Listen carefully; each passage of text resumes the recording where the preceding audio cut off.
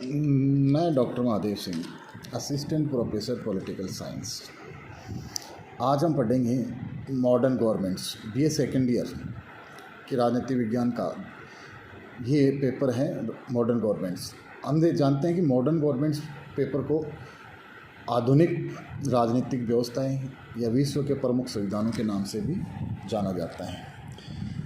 इस विषय को यानी आधुनिक सरकारें, मॉडर्न गवर्नमेंट्स या मॉडर्न कॉन्स्टिट्यूशंस हैं, इसमें विश्व के प्रमुख संविधानों का अध्ययन किया जाता है और उनकी जो राजनीतिक व्यवस्थाएं हैं उनके बारे में चर्चा की जाती है। हम इस के अलग अलग संविधानों का अध्ययन करें उससे पहले हमें ये जानना आवश्यक है कि जो संविधान होता है वो होता क्या है, उसका अर्थ क्या होता है। तो संविधान उस जीवन पद्धति का प्रतीक होता है जो किसी राज्य द्वारा अपने लिए अपनाई जाती है। ये कहना है राजनीति विज्ञान के जनक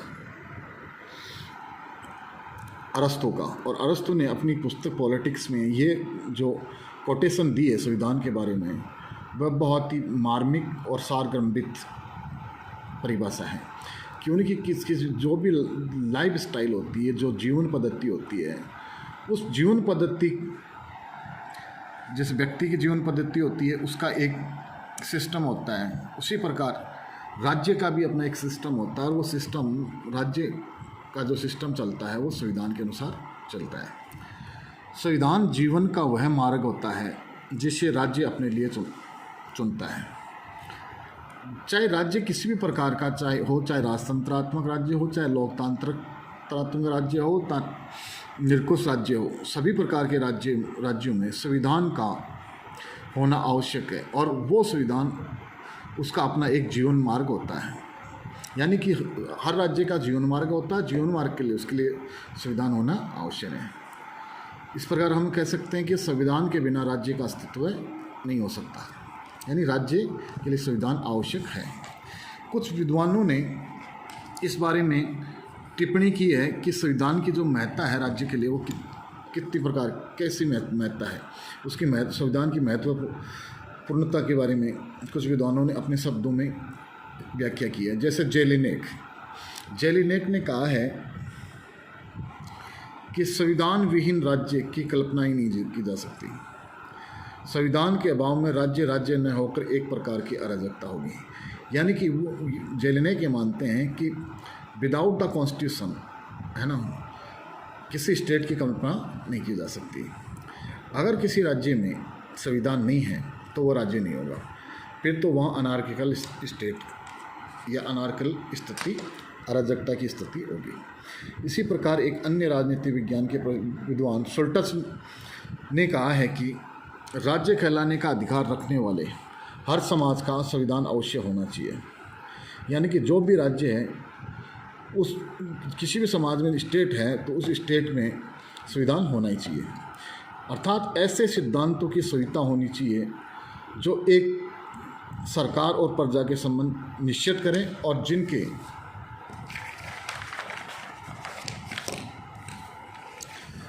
अनुसार राज्य अपनी शक्ति का प्रयोग करें। अब हम बात करेंगे संविधान की महत्व के बारे में कि संविधान का जो परिभाषा है वो क्या है। संविधान का जो अर्थ और परिभाषा के बारे में बात करेंगे। तो हम संविधान के अर्थ और परिभाषा की बात करते हैं तो हम देखते हैं कि संविधान अंग्रेजी भाषा के कॉन्स्टिट्यूशन शब्द का पर्यायवाची है। यानी कि अंग्रेजी का जो कॉन्स्टिट्यूशन शब्द है उसको हिंदी में संविधान कहते हैं। राजनीति विज्ञान के क्षेत्र में कॉन्स्टिट्यूशन शब्द का तात्पर्य होता है राज्य के ढांचे या गठन से होता है। यानी कि राज्य का किस प्रकार का संगठन है, गठन है, उसका ढांचा है, ये राजनीति विज्ञान में कॉन्स्टिट्यूशन का निर्धारित करता है। प्रोफेसर डाइसी ने बहुत अच्छी परिभाषा दी है संविधान की। वे सब कानून संविधान में सम्मिलित होते हैं जिनका राज्य में प्रभुत्व शक्ति के प्रयोग अथवा वितरण पर प्रत्यक्ष अथवा अप्रत्यक्ष रूप से प्रभाव पड़ता है। यानी कि राज्य के अंदर जितने भी प्रकार के कानून हैं वो सब कानून संविधान में आएंगे, संविधान के दायरे में आएंगे, जिनके माध्यम से, जिन कानूनों के माध्यम से अब राज्य अपनी सॉवरेन पावर का प्रयोग कर, सुप्रीम पॉलिटिकल पावर का प्रयोग करता है या उसका लोगों के बीच में प्रत्यक्ष या अप्रत्यक्ष रूप से उसका वितरण, डिस्ट्रीब्यूशन करता है। इसी प्रकार प्रसिद्ध विद्वान, राजनीति शास्त्र के विद्वान लॉर्ड ब्राइस ने संविधान की एक बहुत ही सुस्पष्ट परिभाषा दी है। ऐसे निश्चित नियमों का एक संग्रह होता है जिसमें सरकार की कार्यविधि प्रतिपादित होती है और जिनके द्वारा संचालन होता है।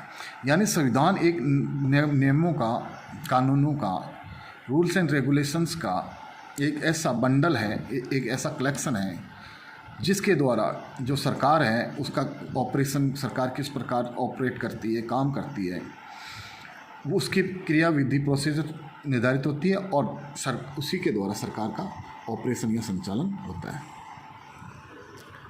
इसी प्रकार एक अन्य विद्वान हुए फाइनर ने संविधान की जो परिभाषा दी है वह बहुत ही अच्छी और सटीक परिभाषा है और संक्षिप्त परिभाषा है। फाइनर के अनुसार संविधान आधारभूत राजनीतिक संस्थाओं की व्यवस्था होती है। यानी कि कॉन्स्टिट्यूशन है वो फंडामेंटल पॉलिटिकल इंस्टीट्यूशंस हैं, उनका एक सिस्टम है। अब फंडामेंटल पॉलिटिकल इंस्टीट्यूशंस के अंदर सभी प्रकार की इंस्टीट्यूशंस आ जाती है, इकाइयाँ आ जाती हैं, संस्थाएं आ जाती है जो एक राज्य को चलाने के लिए आवश्यक होती है। इस प्रकार हम देखते हैं कि संविधान में हम तीन बातें, उपरोक्त अगर परिभाषाओं को देखें तो तीन बातें निकल के आती है जो संविधान में निश्चित होती है।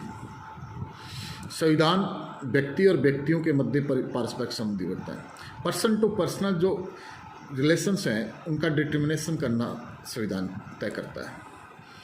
व्यक्ति और राज्य, यानी हम कहें कि इंडिविजुअल और स्टेट के मध्य जो रिलेशनशिप होती है, दूसरे शब्दों में कहें शासित और शासक का, रूल्ड और रूलर का जो संबंध है वो संविधान निर्धारित करता है।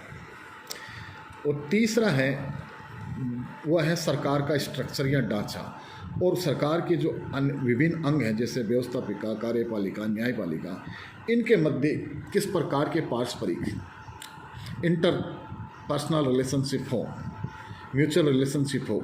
तो ये तीन जो बातें हैं वह संविधान निर्धारित करता है। यानी कि संविधान के अंदर हम देखें तो संविधान एक बंडल होता है कानूनों का, लॉ ऑफ द लैंड होता है जो राज्य और शासन का आधार होता है। और इसमें तीन बातें मुख्य होती है: व्यक्ति का पारस्परिक संबंध, व्यक्ति और राज्य के पारस्परिक संबंध, और सरकार का अपना जो ढांचा और सरकार के अंगों में पारस्परिक जो तारतम्यता होती है, संबंध होता है, इन सब का निर्धारण संविधान के द्वारा किया जाता है।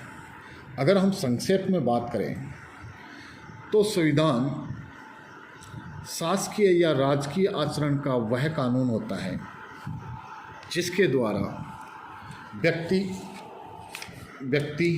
के मध्य, व्यक्ति और राज्य के पारस्परिक संबंध और सरकार का गठन, शक्ति और उसके विभिन्न अंगों के मध्य किस प्रकार पारस्परिक संबंध हों, इन सब का निर्धारण संविधान के द्वारा किया जाता है। अब हम अगली कक्षा में हम संविधान का हमने अर्थ और परिभाषा पढ़ा, उसके महत्व पढ़ा। अब अगली कक्षा में हम संविधानों का जो वर्गीकरण है उसके बारे में चर्चा करेंगे।